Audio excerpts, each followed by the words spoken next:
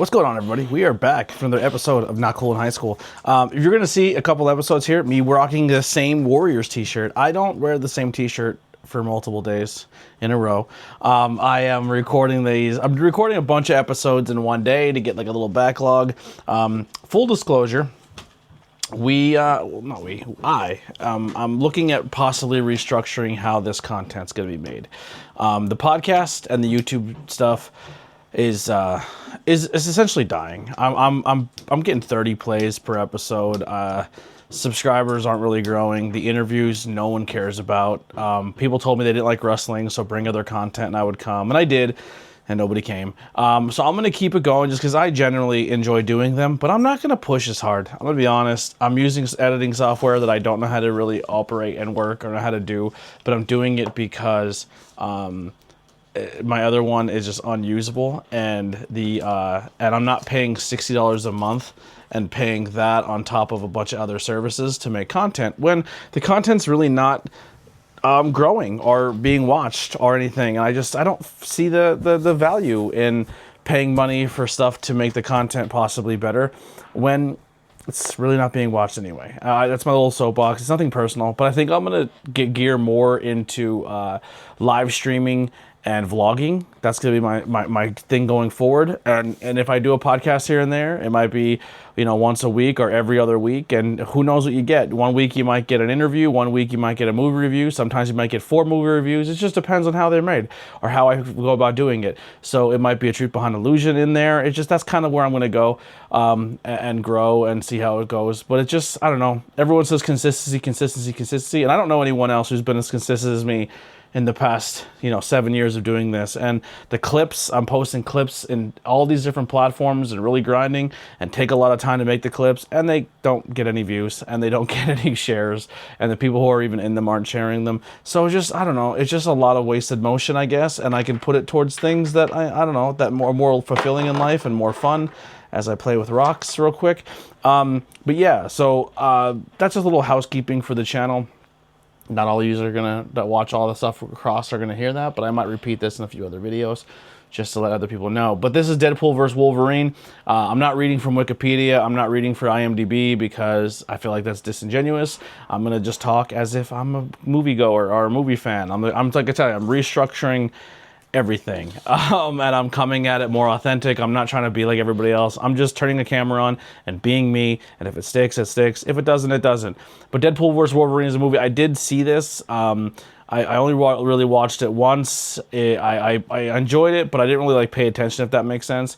But now I'm going to sit down and really get into it for a movie review and talk about everything. I'm not sure when this came out. I think it was late last year. I don't know if it won any awards or anything. I don't really keep up with that. But this is essentially the third Deadpool movie, and the first time that Hugh Jackman is going to reprise Wolverine and go with Deadpool. He's going to wear the iconic suit that we've been waiting for forever.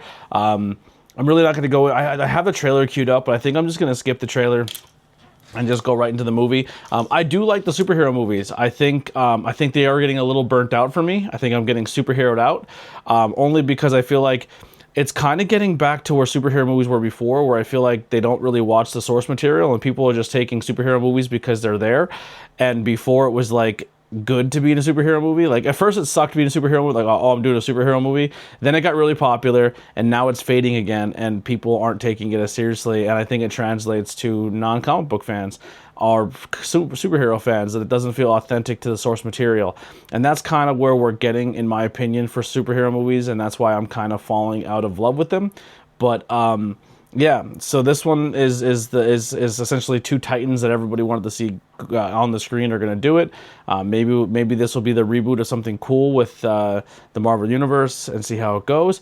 But yeah, so I'm pumped. I think when it comes about how did you hear about this and stuff, I mean, it was all over the internet.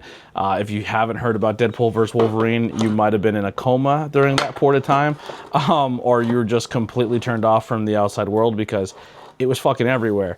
And yeah, that's pretty much it. I'm going to really go into it, watch it, tell you what I liked, what I didn't like, and then tell you what stood out to me. But I'll see you guys in a little bit, and I'm going to go watch the movie.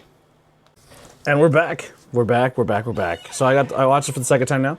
I enjoyed it. It's a good movie. It was a good send-off to the 20th Century Fox cast. I don't know. I'm just kind of going by what I think I've heard and stuff like that. But I think the way it worked is all the 20th Century Fox movies, all the rights have now lapsed, and now they're all going over to Disney, Marvel. So they're all able to combine all those characters. I think the only one still off the table, like he's not owned by Disney, but they have an agreement to use him, is still the Hulk and Spider-Man, if I'm not mistaken. I think everybody else is on the table and they're all moving over. So they did a nice job of incorporating some 20th Century Fox people in there. Spoiler alert, if you haven't seen it. There was some cool Wolverine cameo, so we got to see the dead body of Logan from the Logan movie where he does die. We had a comic accurate short king Wolverine. He's not actually 6 foot tall. He's 5'3", so they did like a little CG, like a version of a 5'3" Hugh Jackman. We got the Age of Apocalypse Wolverine, where he only has one hand. We got to see the eye patch Wolverine. I believe that was a disguise deal. I'm not sure, I'll be honest. We had Old Man Logan. We got to see him.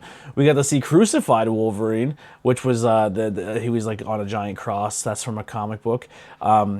Then we got to see the classic John Bryan brown and tan Wolverine, which is my favorite. And we got to see a little bit of a Hulk in the reflection of the claws, which is the debut outfit of Wolverine. We got to see Henry Cavill as Wolverine. Maybe that's a thing in the future. Maybe he takes over the role. And then we got the world's worst Wolverine, which ended up being the Wolverine that's in the movie. The movie had tons of cameos. I'm getting this from a website, so I'm going to kind of list them off here. We had Thor. We got Henry Cavill. We got Blade as Wesley Snipes. We got Elektra by Jennifer Gardner. We got Gambit as Channing Tatum. So that movie never happened, but it never got picked up. But now it looks like as if he is going to be the Disney's version of Gambit. I believe he's being announced for one of the new movies coming up. We got the Hulk. We got Hogan by Jon Favreau. Johnny Storm as a Human Torch by Chris Evans, which is fun. X-23 came back, Laura. Ladypool, which Blake Lively. B-15 came in. Toad was in the movie. Pyro, Juggernaut, Lady Deathstrike. She was like in a little in the fight scene. They didn't really make a huge thing of her. Ant-Man, the dead body of Ant-Man. Azrael, which I thought was Mephisto at first, but it's Azrael. Sabretooth. Psylocke, which was not the Psylocke that we had before, just a version of Psylocke. Callisto,